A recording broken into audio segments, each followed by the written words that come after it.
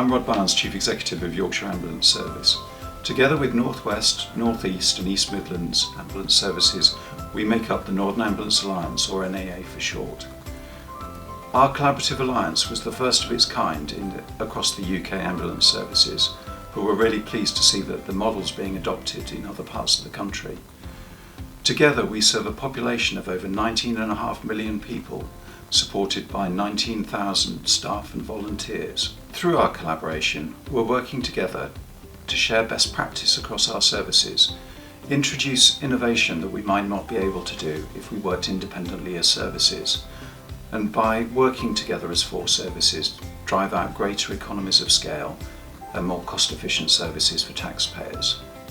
It's all about improving the quality of care we deliver to our patients and communities, and providing better support for our staff and volunteers.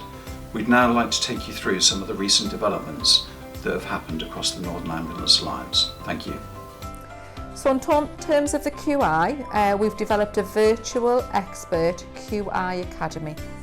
And the aim is to improve our learning, to share and spread that so that we can innovate very rapidly across the Alliance together. Improving handover at hospitals has obviously been something that we've been working on for a long period of time as organisations, but we know that North West have seen some significant improvement in some of their areas. So we're going to learn from that, see what we can do to share that learning. And lastly, the Avoidable Conveyance Working Group. This group is developing, testing and implementing some really quite innovative telecare tools to ensure that we can assess patients really well, and that patients are only conveyed to hospital if they have a real clinical need. Over to you, Andrew. This programme was introduced to allow ambulance services and telecare providers to work more efficiently, resulting in an improved experience for services and patients alike. In recent months, the Northern Ambulance Alliance approved the business case for telecare triage tool development and testing, which is currently taking place across North West Ambulance Service and Yorkshire Ambulance Service sites. Over the coming months, we will investigate the data obtained from testing while working closely with telecare providers to identify calls made to ambulance services. This will allow us to identify and locate alternative services to 999 and 111, and ultimately lead to an implementation of a standardised triage tool across the footprint of the Northern Ambulance Alliance.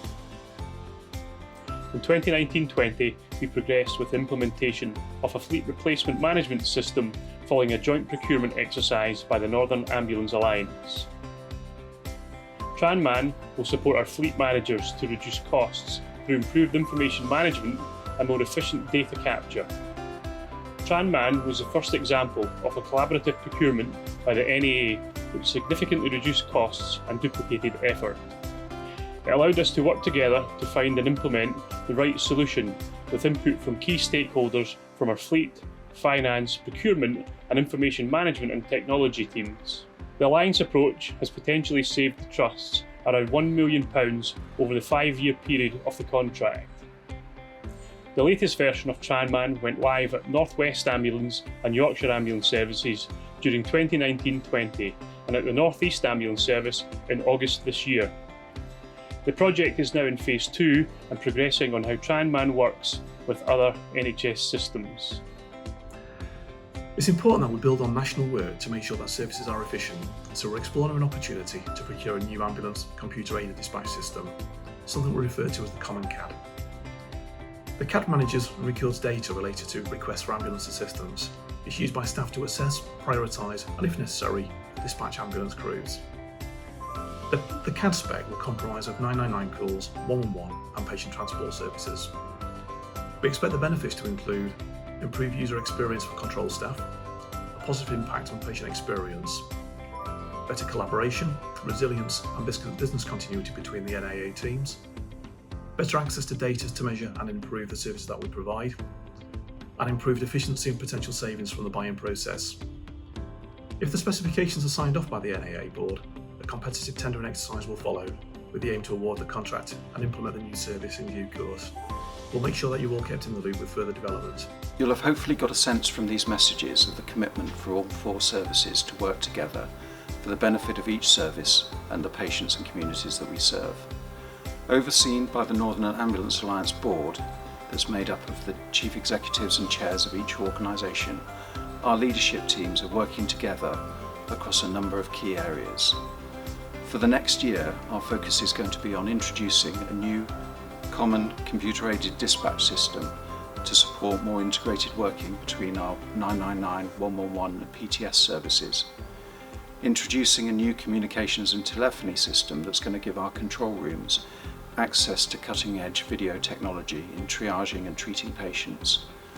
Supporting the National Association of Ambulance Chief Executives to develop and introduce a common triage tool for the calls that we get in from telecare providers.